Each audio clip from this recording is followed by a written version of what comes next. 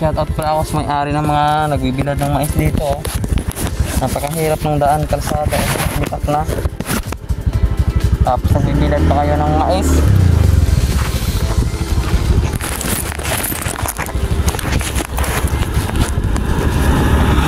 Hirap ang daanan dito. Nagbibilad pa dito ng mais.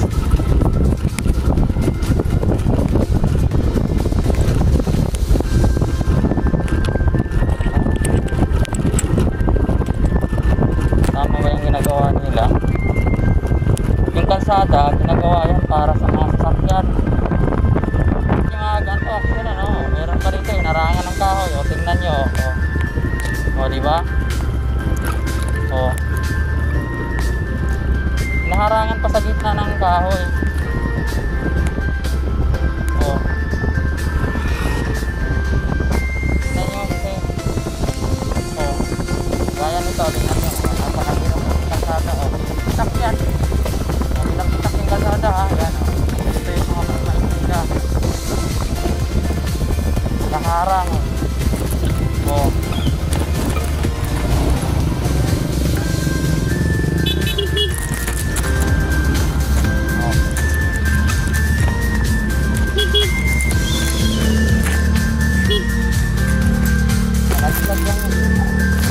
Nalaglag yung ano nito ya.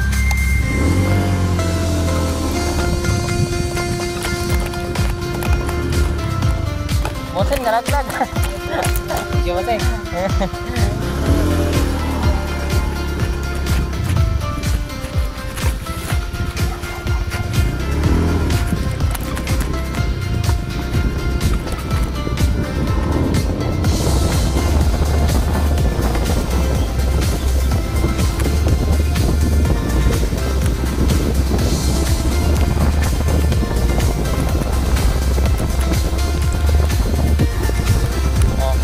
Kalsada namin dito, di ba?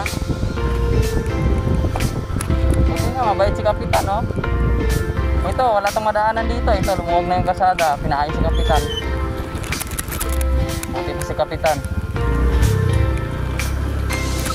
Oh. Kapitan na gano'n yan.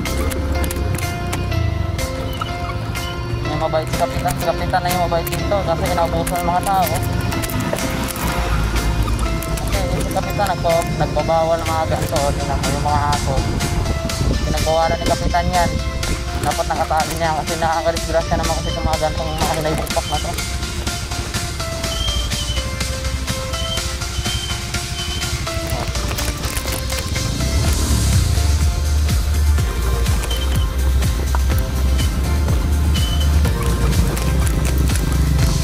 Kung mapira lang si Kapitan, hindi salat, pinasulinton niya to.